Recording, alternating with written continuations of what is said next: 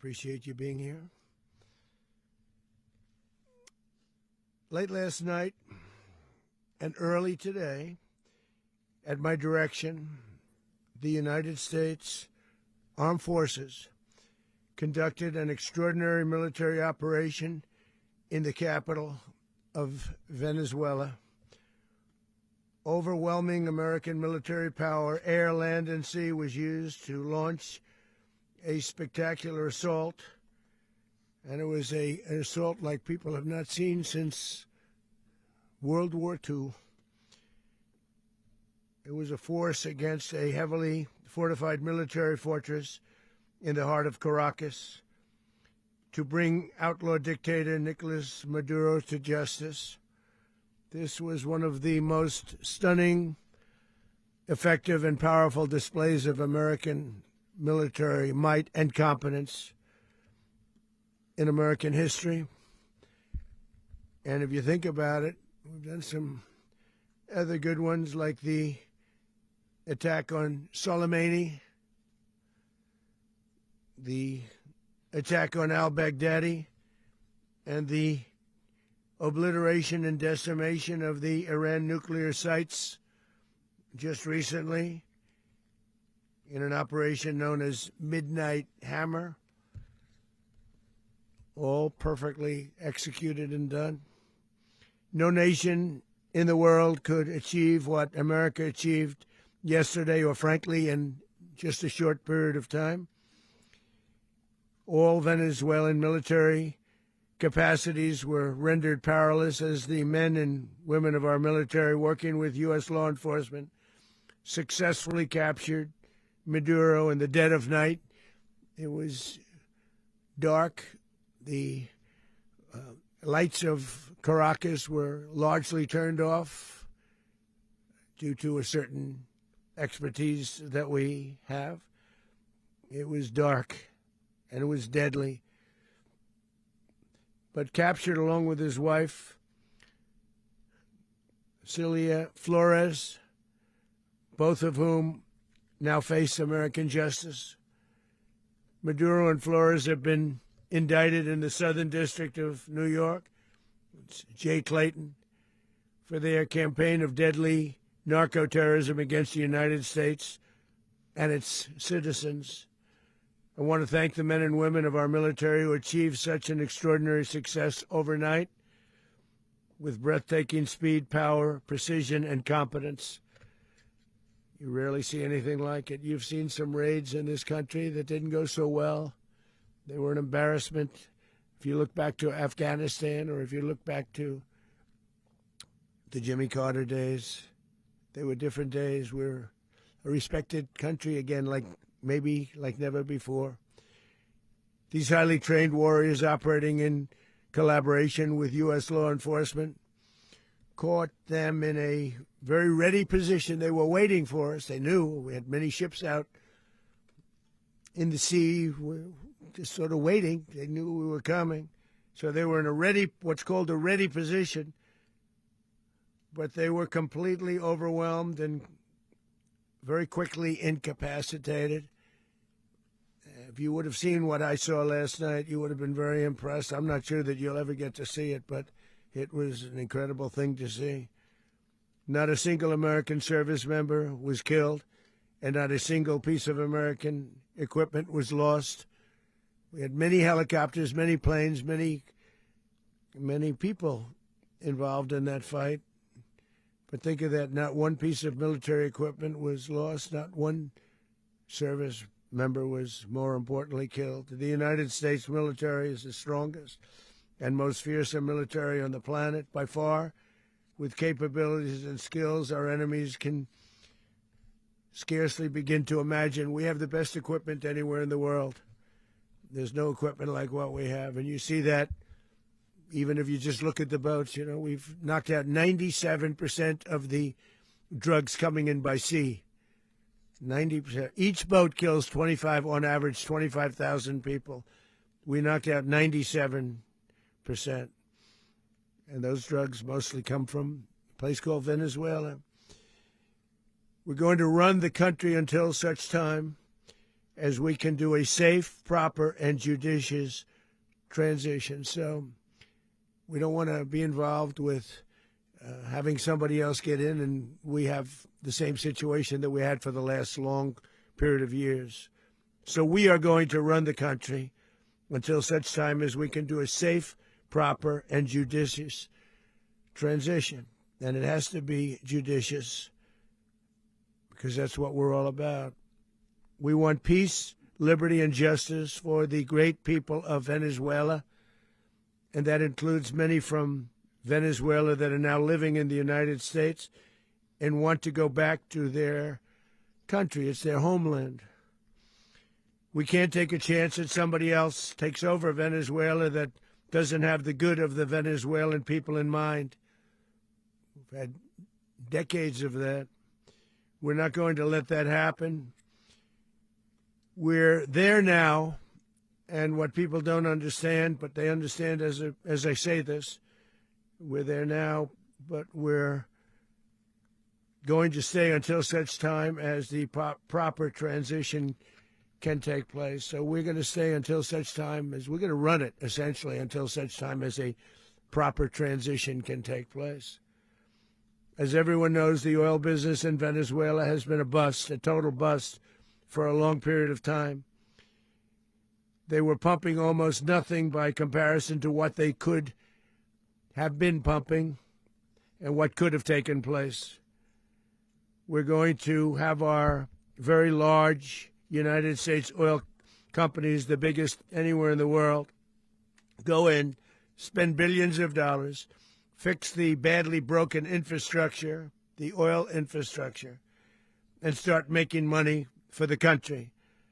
And we are ready to stage a second and much larger attack if we need to do so. So we were prepared to do a second wave if we needed to do so. We actually assumed that a second wave would be necessary, but now it's probably not. The first wave, if you'd like to call it that, the first attack was so successful, we probably don't have to do a second, but we're prepared to do a second wave, a much bigger wave, actually. This was pinpoint, but we have a much bigger wave that probably won't have to do. This partnership of Venezuela with the United States of America, a country that everybody wants to be involved with because of what we were able to do and accomplish, will make the people of Venezuela rich, independent, and safe. And it will also make the many, many people from Venezuela that are living in the United States extremely happy. They suffered. They suffered. So much was taken from them. They're not going to suffer anymore. The illegitimate dictator Maduro was the kingpin of a vast criminal network responsible for trafficking colossal amounts of deadly and illicit drugs into the United States. As alleged in the indictment, he personally oversaw the vicious cartel known as Cartel de las Solas, which flooded our nation with lethal poison, responsible for the deaths of countless Americans, the many, many Americans. Hundreds of thousands over the years of Americans died because of him. Maduro and his wife will soon face the full might of American justice and stand trial on American soil. Right now, they're on a ship they'll be heading to, ultimately, New York, and then a decision will be made, I assume, between New York and Miami or Florida.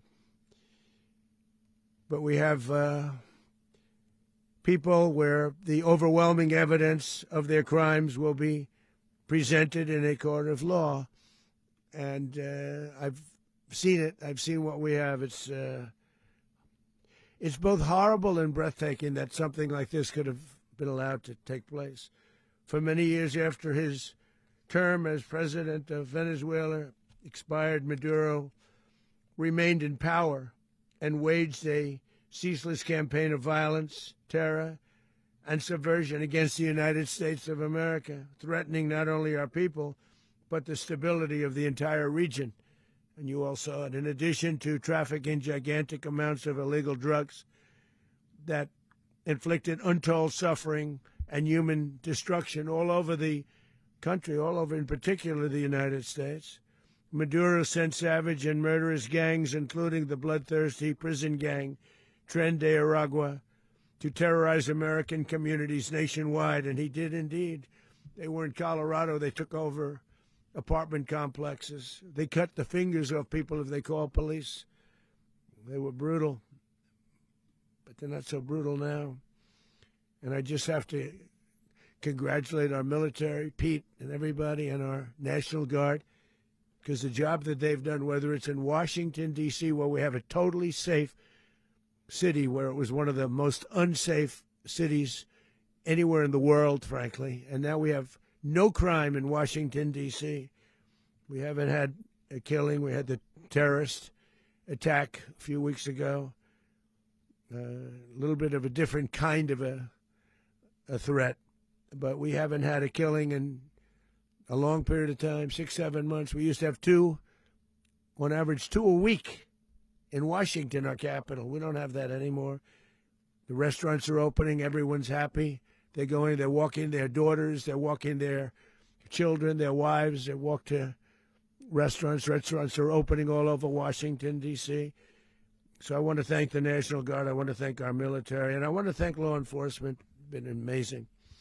And they should do it with more cities. We're doing it, as you know, and we're doing it in Memphis, Tennessee right now, and crime is down. We've just sort of started a few weeks ago, but crime is down now 77%. And the governor of Louisiana called, great person, and he wanted us to help him, as you know, in a certain very nice part of Louisiana. And we have done that. And it was a rough section, and we have crime down. I understand it's down to almost nothing already after 2.5 weeks. New Orleans, it's down to almost nothing, and we've only been there for 2.5 weeks. Can't imagine why governors wouldn't want us to help. We also helped, as you know, in Chicago, and crime went down a little bit there. We did a very small help because we had no working ability with the governor. The governor was a disaster, and the mayor was a disaster, but it knocked down crime. But we're pulling out of there. When they need us, we'll know. You'll know. You'll be writing about it. And likewise, Los Angeles, where we saved Los Angeles early on, where the head of the police department made a statement that if the federal government didn't come in, we would have lost Los Angeles. That's long after the fires. That's when they had the riots in Los Angeles. We did a great job. Got no credit for it whatsoever, but that's okay. It doesn't matter. We don't need the credit. But we'll be pulling out when they need us. They'll call, or we'll go back if we have to. We'll go back. But we did a great job in various cities. But the place that we're very proud of is Washington, D.C., because it's our nation's capital. We took it from being a crime-ridden mess to being one of the safest cities in the country. But the gangs that they sent raped, tortured, and murdered American women and children. They were in all of the cities I mentioned, Tren de Aragua. And they were sent by Maduro to terrorize our people, and now Maduro will never again be able to threaten an American citizen or anybody from Venezuela. There will no longer be threats. For years I've highlighted the stories of those innocent Americans whose lives were so heartlessly robbed by this Venezuelan terrorist organization. Really one of the worst. One of the worst, they say the worst. Americans like 12-year-old Jocelyn Nungary from Houston. Beautiful Jocelyn Nungary, what happened to her? They, as you know, they kidnapped, assaulted, and murdered by Tren de Aragua animals. They murdered Jocelyn and left her dead under the bridge. There was a bridge that will never be the same to so many people after seeing what happened. As I've said many times, the Maduro regime emptied out their prisons, sent their worst and most violent monsters into the United States to steal American lives. And they came from mental institutions and insane asylums. They came from prisons and jails. The reason I say both, they sound similar. Actually, prisons, a little bit more hostile, a little bit tougher. A mental institution isn't as tough as an insane asylum, but we got them both. They sent from their mental institutions. They sent from their jails, prisons. They were drug dealers. They were drug kingpins. They sent everybody bad into the United States, but no longer. And we have now a border where nobody gets through. In addition, Venezuela unilaterally seized and stole American oil, American assets, and American platforms, costing us billions and billions of dollars. They did this a while ago, but we never had a president that did anything about it. They took all of our property. It was our property. We built it. And we never had a president that decided to do anything about it. Instead, they fought wars that were 10,000 miles away. We built Venezuela oil industry with American talent, drive, and skill, and the socialist regime stole it from us during those previous administrations, and they stole it through force. This constituted one of the largest thefts of American property in the history of our country. Considered the largest theft of property in the history of our country. Massive oil infrastructure was taken like we were babies, and we didn't do anything about it. I would have done something about it. America will never allow foreign powers to rob our people or drive us back into and out of our own hemisphere. That's what they did. Furthermore, under the now deposed dictator Maduro, Venezuela was increasingly hosting foreign adversaries in our region and acquiring menacing offensive weapons that could threaten U.S. interests and lives. And they used those weapons last night. Potentially in league with the cartels operating along our border. All of these actions were in gross violation of the core principles of American foreign policy, dating back more than 2 centuries, and not anymore. All the way back, it dated to the Monroe Doctrines, and the Monroe Doctrine is a big deal, but we've superseded it by a lot. By a real lot. They now call it the Donroe Document. I don't know. It's Monroe Doctrine. We sort of forgot about it. It was very important, but we forgot about it. We don't forget about it anymore. Under our new national security strategy, American dominance in the Western Hemisphere will never be questioned again. Won't happen. So just in concluding, for decades, other administrations have neglected or even contributed to these growing security threats in the Western Hemisphere.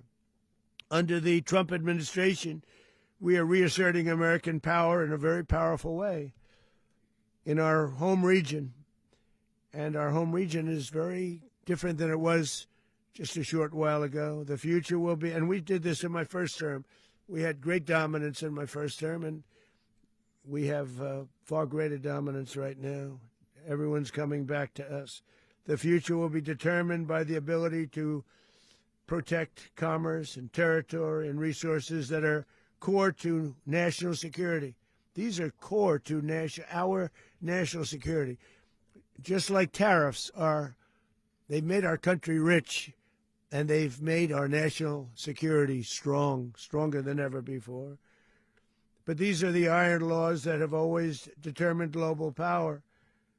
And we're going to keep it that way. We will secure our borders. We will stop the terrorists. We will crash the cartels, and we will defend our citizens against all threats, foreign and domestic. Other presidents may have lacked the courage or whatever to defend America, but I will never allow terrorists and criminals to operate with impunity against the United States. This extremely successful operation should serve as warning to anyone who would threaten American sovereignty or endanger American lives. Very importantly, the embargo on all Venezuelan oil remains in full effect. The American Armada remains poised in position, and the United States retains all military options until United States demands have been fully met and fully satisfied. All political and military figures in Venezuela should understand what happened to Maduro can happen to them, and it will happen to them if they aren't just fair, even to their people. The dictator and terrorist, Maduro, is finally gone in Venezuela. People are free. They're free again. It's been a long time for them, but they're free. America is a safer nation this morning. It's a prouder nation this morning because it didn't allow this horrible person and this country that was doing very bad things to us. It didn't allow it to happen. And the Western Hemisphere is right now a much safer place to be. So I want to thank everybody for being here. I want to thank General Caine. He's a fantastic man. I've worked with a lot of generals. I worked with some I didn't like. I worked with some I didn't respect. I worked with some that just weren't good. But this guy is fantastic. I watched last night one of the most precise attacks on sovereignty. I mean, it was an attack for justice. And I'm very proud of him, and I'm very proud of our Secretary of War, Pete Hegseth, who I'm going to ask to say a few words. Thank you very much.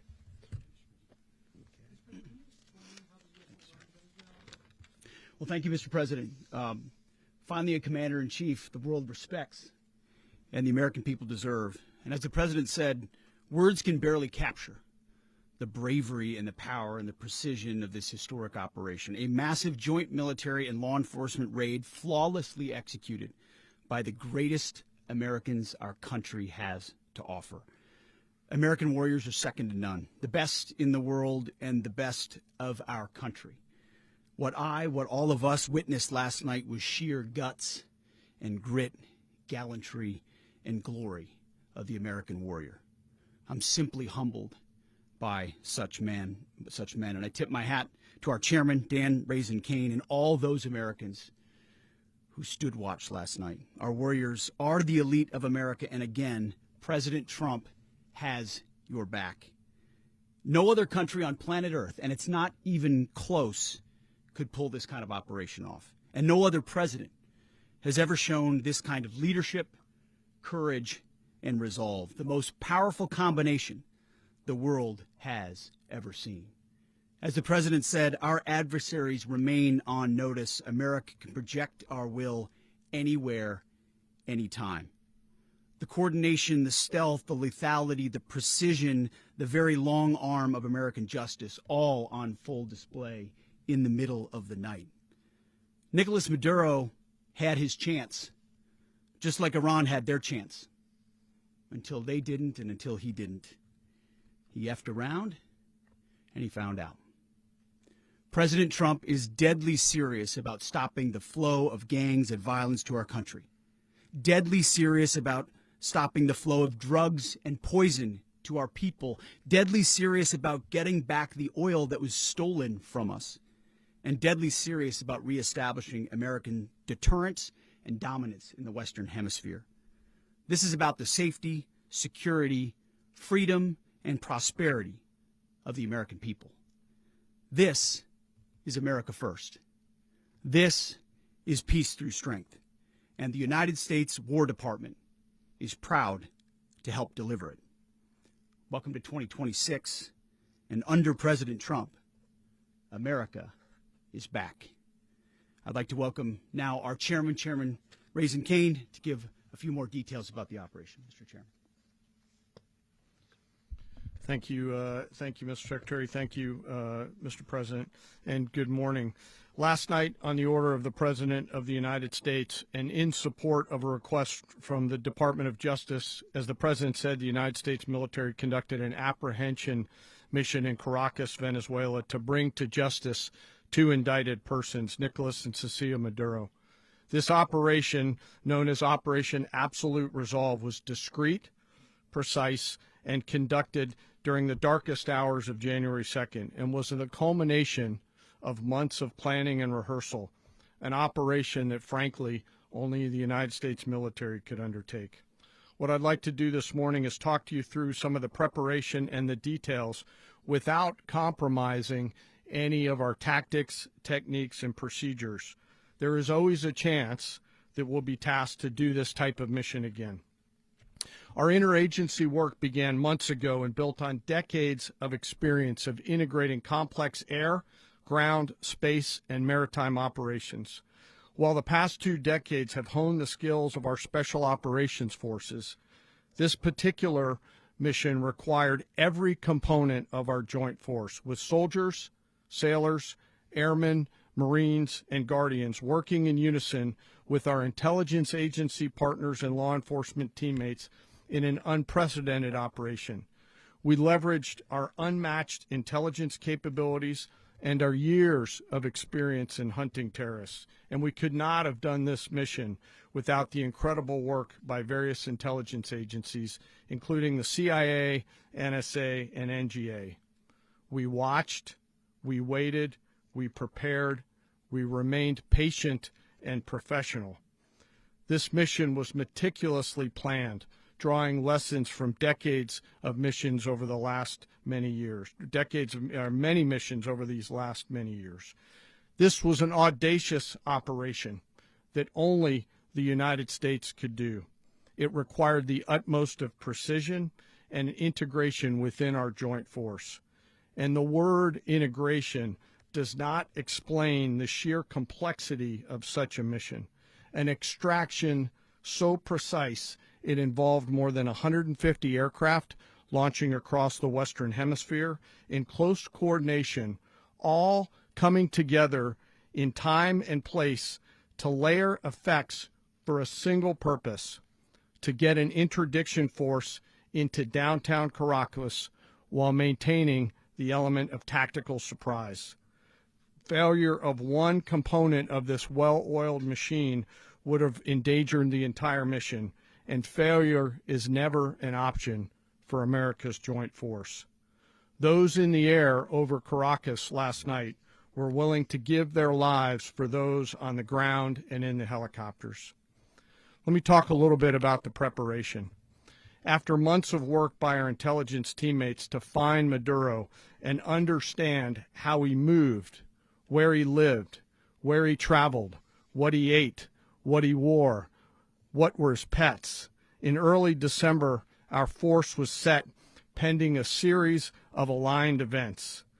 Key was choosing the right day to minimize the potential for civilian harm and maximize the element of surprise, and minimize the harm to the indicted personnel so, as the president said, they could be brought to justice. And as the president said earlier today, weather in Venezuela is always a factor this time of the year.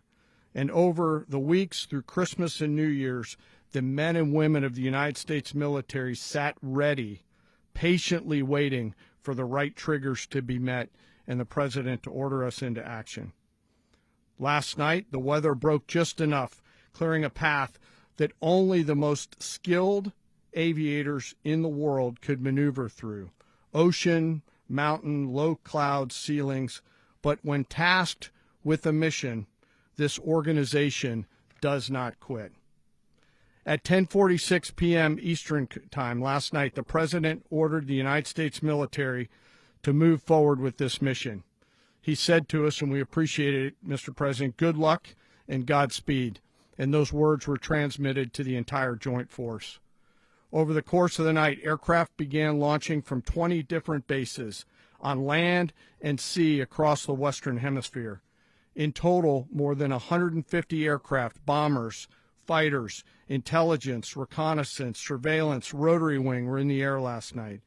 Thousands and thousands of hours of experience were airborne. Our youngest crew member was 20, and our oldest crew member was 49, and there's simply no match for American military might. As the night began, the helicopters took off with the extraction force, which included law enforcement officers, and began their flight into Venezuela at 100 feet above the water. As they approached Venezuelan shores, the United States began layering different effects provided by Spacecom, Cybercom, and other members of the interagency to create a pathway.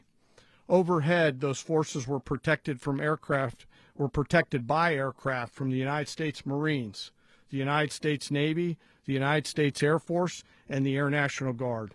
The force included F-22s, F-35s, F-18s, EA-18s, E-2s, B-1 bombers, and other support aircraft, as well as numerous remotely piloted drones. As the force began to approach Caracas, the Joint Air Component began dismantling and disabling the air defense systems in Venezuela, employing weapons to ensure the safe passage of the helicopters into the target area. The goal of our air component is, was, and always will be to protect the helicopters and the ground force and get them to the target and get them home. As the force crossed the last point of high terrain where they'd been hiding in the clutter, we assessed that we had maintained totally the element of surprise. As the helicopter force ingressed towards the objective at low level, we arrived at Maduro's compound at 1:01 a.m. Eastern Standard Time, or 2:01 a.m. Caracas local time, and the apprehension force descended into Maduro's compound and moved with speed, precision, and discipline towards their objective and isolated the area to ensure the safety and security of the ground force while apprehending the indicted persons. On arrival into the target area, the helicopters came under fire, and they replied with that fire with overwhelming force in self-defense. One of our aircraft was hit but remained flyable, and as the President said earlier today, all of our aircraft came home, and that aircraft remained flyable during the rest of the mission. As the operation unfolded at the compound, our air and ground intelligence teams provided real-time updates to the ground force, ensuring those forces could safely navigate the complex environment without unnecessary risk. The force remained protected by overhead tactical aviation. Maduro and his wife, both indicted, gave up and were taken into custody by the Department of Justice, assisted by our incredible U.S. military with professionalism and precision, with no loss of U.S. life. After securing the indicted persons, the force began to prep for departure. Helicopters were called in to exfiltrate the extraction force, while fighter aircraft and remotely piloted aircraft provided overhead coverage and suppressive fire. There were multiple self-defense engagements as the force began to withdraw out of Venezuela. The force successfully exfiltrated and returned to their afloat launch bases, and the force was over the water at 3:29 a.m. Eastern Standard Time with indicted persons on board. And both Maduro and his wife were embarked aboard the USS Iwo Jima. In closing, what we've witnessed today is a powerful demonstration of America's joint force. We think, we develop, we train, we rehearse, we debrief, we rehearse again and again, not to get it right, but to ensure that we cannot get it wrong. Our jobs are to integrate combat power so when the order comes, we can deliver overwhelming force at the time and the place of our choosing against any foe anywhere in the world. I am immensely proud today of our joint force and filled with gratitude to represent them here today. There is simply no mission too difficult for these incredible professionals and the families that stand by them and support them. As we stand here this morning, our forces remain in the region at a high state of readiness, prepared to project power, defend themselves, and our interests in the region. This operation is a testament to the dedication and unwavering commitment to justice and our resolve to hold accountable those who threaten peace and stability. In closing, I want to express my heartfelt gratitude to the brave men and women who executed this mission. Their courage and tireless commitment to our nation are what makes us strong. Thank you, Mr. Secretary, and thank you, Mr. President. Well, I don't have much to add to what you've heard now, other than the following points. Nicolas Maduro was indicted in 2020 in the United States. He is not the legitimate president of Venezuela. That's not just us saying it. The first Trump administration, the Biden administration, the second Trump administration, none of those three recognized him. He's not recognized by the European Union and multiple countries around the world. He is a fugitive of American justice with a $50 million reward, which I guess we saved $50 million.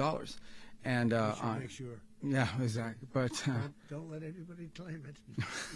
Nobody deserves it but us. but I want to be clear about one thing. Nicolas Maduro had multiple opportunities to avoid this. He was provided multiple very, very, very generous offers, and chose instead to act like a wild man. Chose instead to play around, and the result is what we saw tonight.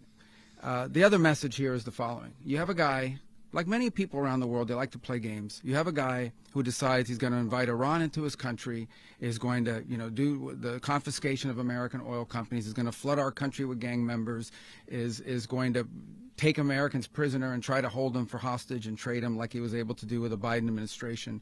Basically likes to play games all this time and thinks nothing's going to happen.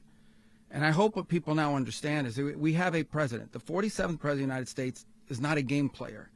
When he tells you that he's going to do something, when he tells you he's going to address a problem, he means it. He actions it. I can tell you, I've watched this process now for 14, 15 years, been around it. Everybody talks. I'm going to do this. I'm going to do that. When I get there, we're going to do this. We're going to take. This is a president of action. Like, I don't understand yet how they haven't figured this out. And now, if you don't know, now you know. Because this is the way it's going to play out. And I think people need to understand that this is not a president that just talks and does letters and press conferences. And, if he says he's serious about something, he means it. And this is something that was a direct threat to the national interest of the United States, and the president addressed it. There's a president of peace, by the way. I told you what I just said earlier. This guy had multiple opportunities to find his way somewhere else and figure out another. He could have been living somewhere else right now very happy, but instead he wanted to play big boy. And so now, he's got other sets of problems on his hands. And but I think the message here should be for the world. Look, the president doesn't go out looking for people to pick fights with. He's not generally wants to get along with everybody. We'll talk and meet with anybody, but don't play games. Don't play games with this president's in office, because it's not going to turn out well. And so I hope that I guess that lesson was learned last night, and we hope it'll be instructive moving forward. Is that a message for Cuba, Mr. President?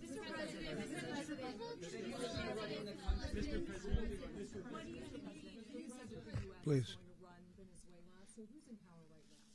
Well, we're going to be running it with a group, and we're going to make sure it's run properly. We're going to rebuild the oil infrastructure, which will cost billions of dollars. It'll be paid for by the oil companies directly. They will be reimbursed for what they're doing, but that's going to be paid. And we're going to get the oil flowing the way it should be. As you know, it was just a minor flow. It was actually a minor flow for what they have.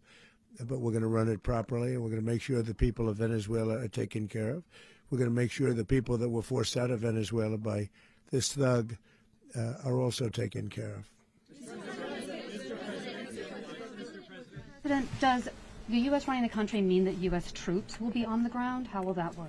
Well, they always say boots on the ground. So we're not afraid of boots on the ground if we have to have. We had boots on the ground last night at a very high level, actually. We're not afraid of it. We don't mind saying it.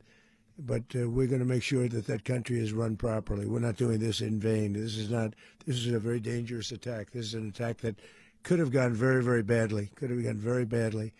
We could have lost a lot of people last night. We could have lost a lot of dignity. We could have lost a lot of equipment. The equipment is less important, but we could have lost a lot. And we're going to make sure that this is proper. We're there now. We're ready to go again if we have to. We're going to run the country right. It's going to be run very judiciously, very fairly. It's going to make a lot of money. We're going to give money to the people. We're going to reimburse people that were taken advantage of. We're going to take care of everybody. It's very important. We couldn't let them get away with it. They stole our oil. We built that whole industry there, and they just took it over like we were nothing. And we had a president that decided not to do anything about it. So we did something about it. We're late, but we did something about it. Yeah, please. Mechanism by which you're going to run the country? Are you going to designate a U.S. official to coordinate? Yes. It's all being done right now. We're designating people. We're talking to people. We're designating various people, and we're going to let you know who those people are. Would run Venezuela? Well, it's largely going to be for a period of time. The people that are standing right behind me. We're going to be running it. We're going to be bringing it back. It's a dead. I talk about a dead country. A year and a half ago, we were a dead country. Now we're the hottest country anywhere in the world. We're a country doing better than any country anywhere in the world. and it required leadership. Venezuela has a lot of bad people in there, a lot of bad people that shouldn't be leading. We're not going to take a chance that one of those people take over for Maduro. So you can look at, and others, we have fantastic people, including people in the military. So we're going to have a group of people running it until such time as it can be put back on track, make a lot of money for the people, and give people a great way of life, and also reimbursement for people in our country that were forced out of Venezuela. Rubio would be. You said earlier today that you weren't going to back Machado to come back and be the opposition leader in your Fox and Friends interview. And then you also mentioned the vice president of Venezuela. Are you going to work with the vice president of Venezuela, or how do you foresee the relationship going? I understand she was just sworn in, but she was, as you know, picked by Maduro. So Marco's working on that directly. He just had a conversation with her, and she's essentially willing to do what we think is necessary to make Venezuela great again. Very simple. Mr. President, Colombian President Gustavo Petro, a couple weeks ago, he said he's got to watch his ass. And today he said he's not concerned about anything happening to him in the aftermath of this operation. So just what your message is about that. Well, he has cocaine mills. He has factories where he makes cocaine. And, yeah, I think I stick by my first statement. He's making cocaine. They're sending it into the United States. So he does have to watch his ass. Mr. President, did you notify any members of Congress in advance? Marco, do you want to talk about that? Because you were involved in it. Sure. We call members of Congress immediately after. This was not the kind of mission that you can do congressional notification on. It was a trigger-based mission in which conditions had to be met night after night. We watched and monitored that for a number of days. So it's just simply not the kind of mission you can call people and say, hey, we may do this at some point in the next 15 days. But it's largely a law enforcement function. Remember, at the end of the day, at its core, this was an arrest of 2 indicted fugitives of American justice, and the Department of War supported the Department of Justice in that job. Now, there are broader policy implications here, but it's just not the kind of mission that you can pre-notify because it endangers the mission. Plus, if I could add one thing to that, Congress has a tendency to leak. This would not be good. If they leaked, General, I think it would have been maybe a very different result. But I have to say, they knew we were coming at some point, a lot of ships out there. They sort of knew we were coming. We went through. But Congress will leak, and we don't want leakers. People to watch this all play out live. What was Maduro doing when the U.S. forces entered what I assume would be his home? And also, was there any point where the U.S. was considering if Maduro pushed back or resisted killing Maduro? It could have happened. It could have happened. He was trying to get into a safe place. The safe place is all steel. And he wasn't able to make it to the door because our guys were so fast. They went through the opposition so fast. And there was a lot of opposition. People were wondering, do we get them by surprise? Sort of surprised, but they were waiting for something. It was a lot of opposition. There was a lot of gunfire. You saw some of it today. But he was trying to get to a safe place, which wasn't safe because we would have had the door blown up in about 47 seconds, they say on average, regardless of how thick the steel was. It was a very thick door. It was a very heavy door, but he was unable to get to that door. He made it to the door. He was unable to close it. Go ahead, finish. To be in the time being right now. Do you know his exact Well, whereabouts? eventually, ultimately, in the near future, he's going to be brought to New York. And where is he going to be held? Where is he going to be held in New York? Do you know? That's going to be up to the officials that do these things. Mr. President, the U.S. has something of a mixed track record of ousting dictators without necessarily a plan for what comes afterwards. Not with Did me. that weigh on your decision? Well, that's when we had different presidents, but with me, that's not true. With me, we've had a perfect track record of winning. We win a lot, and we win. If you look at Soleimani, you look at al-Baghdadi, you look at the Midnight Hammer. Midnight Hammer was incredible. Right now, you wouldn't have peace in the Middle East. We have essentially peace in the Middle East because of that. If we weren't successful with Midnight Hammer, you wouldn't have peace in the Middle East. So, with me, you've had a lot of victory. You've had only victories. You've had no losses. Yeah.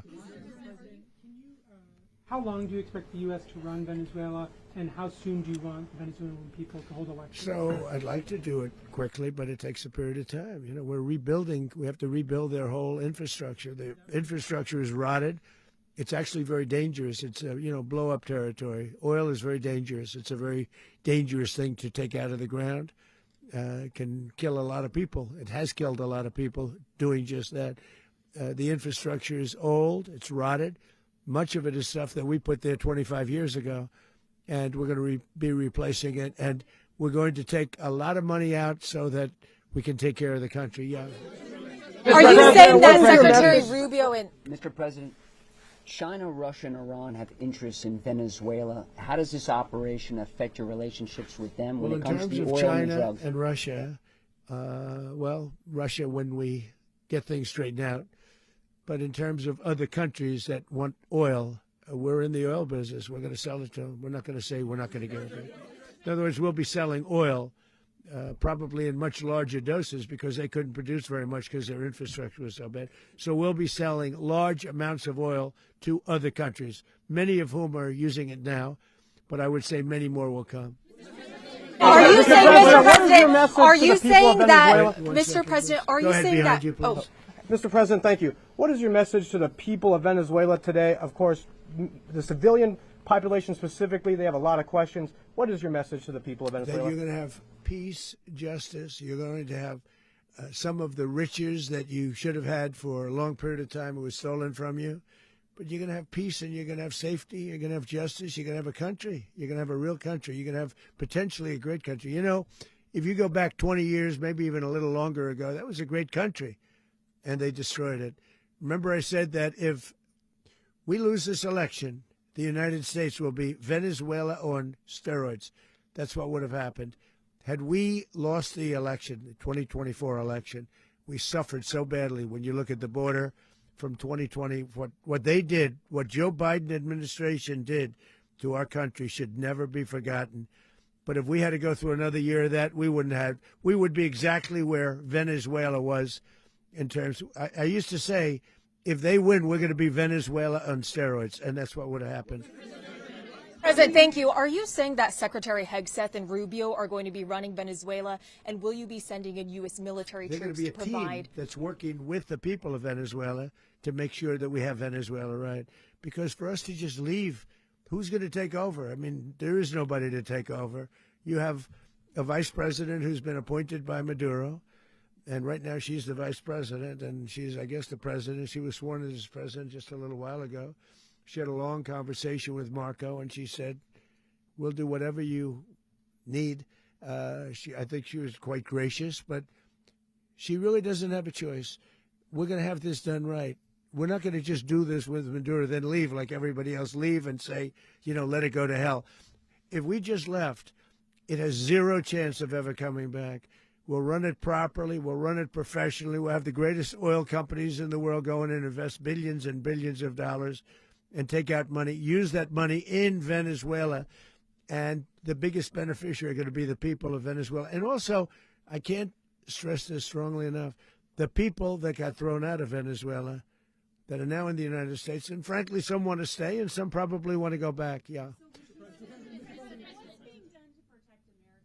The country, and were any of the detained Americans? Well, right now they're very protected because nobody's going to mess with us. They're very protected. The people of, and we let them know that you better not touch one of them.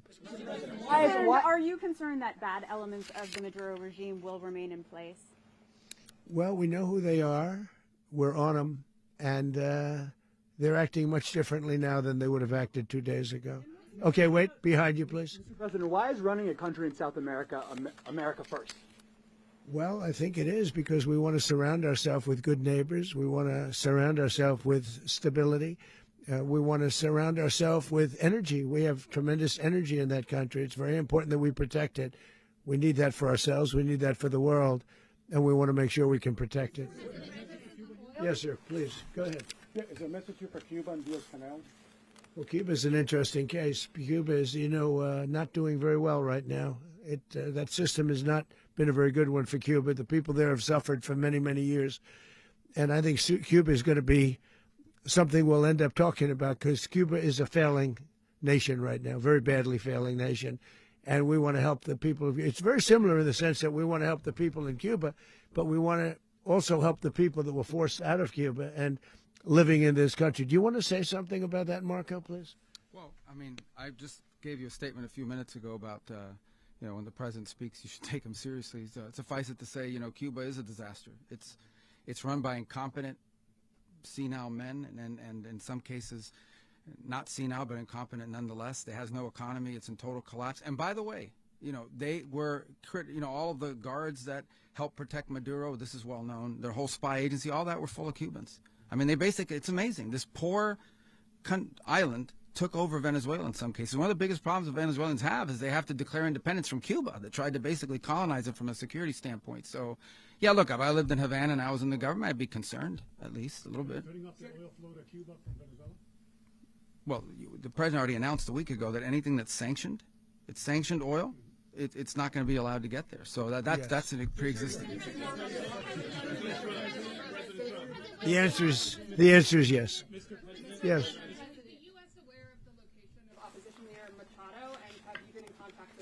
No, we haven't. No, we haven't. Mr. President. Mr. President, on Monday. Oh, I think it would be very tough for her to be the leader. She doesn't have the support within or the respect within the country. She's a very nice woman, but she doesn't have the respect. Mr. President, is it possible that the U.S. ends up administrating Venezuela for years? You know, well, you know, it won't cost us anything because the money coming out of the ground is very substantial. So it's not going to cost us anything. We will. Well, we want safety there. We want to be surrounded by countries that aren't housing all of our enemies all over the world. That's what that was happening, and you don't want to have that. But we're going to be rebuilding, and we're not spending money. The oil companies are going to go in. They're going to spend money. We're going to take back the oil that, frankly, we should have taken back a long time ago. A lot of money is coming out of the ground. We're going to get reimbursed for all of that. We're going to get reimbursed for everything that we spend. So it's going to be a very important. This is a very big evening that took place last night. We have to be surrounded by safe, secure countries, and we also have to have energy. Very important. We have to have energy that's real energy, not where they're getting 4% and 5% of the energy out of the ground. You take a look. It was such a disaster. So what's going to happen with Venezuela, I think, over the next period of a year, is going to be a great thing, and the people of Venezuela will be the biggest beneficiaries. Going to send in U.S. military. Mr. President, thank you. What did you last speak to Maduro about when you spoke? And is the Well, US I don't want to get war into with the Venezuela? conversations, but I did have conversations with him, and I said, you got to surrender.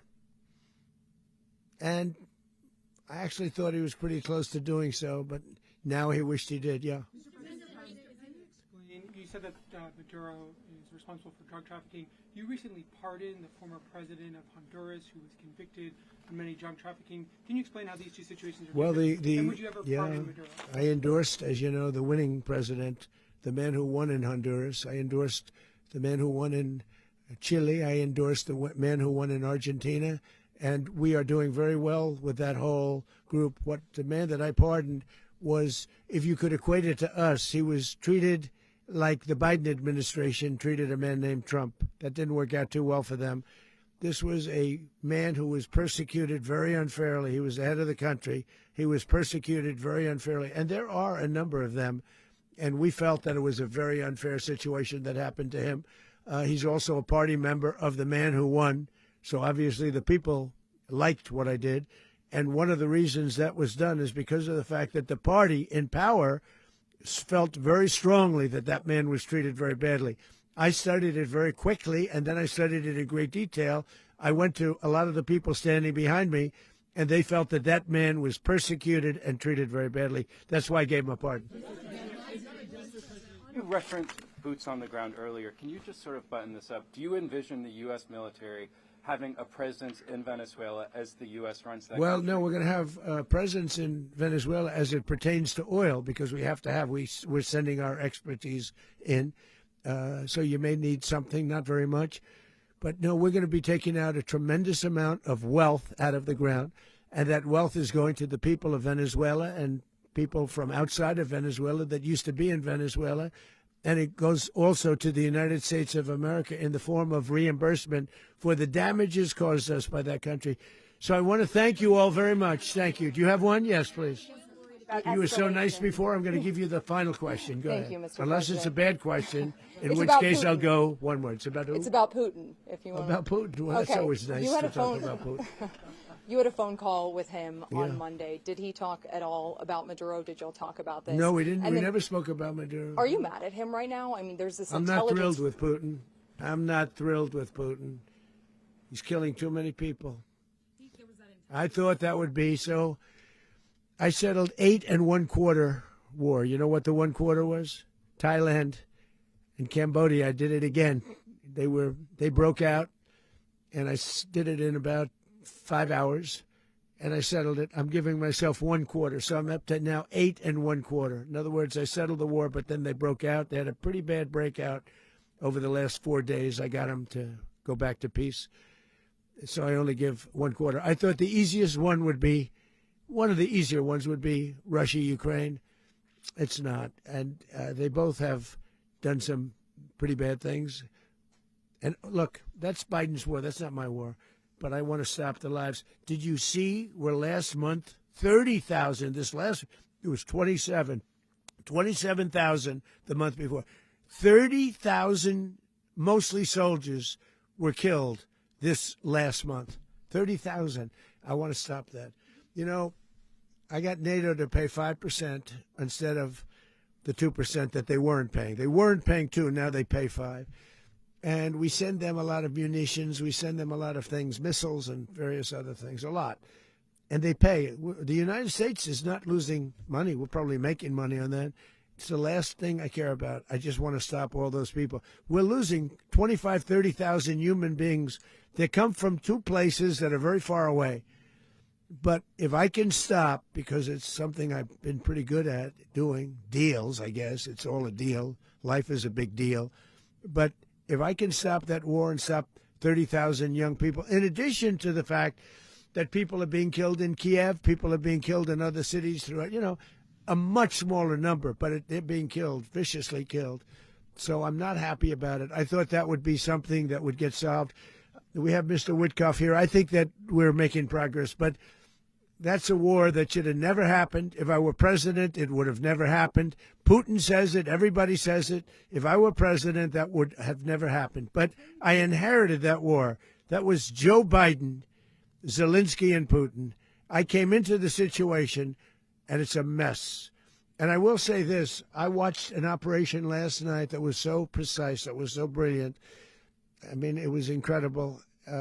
If we had our people, like this general and our people involved, that war would not have gone on very long, that I can tell you. That war, to use an old term, that war has become a bloodbath, and we want it to get stopped. Thank you very much, everybody.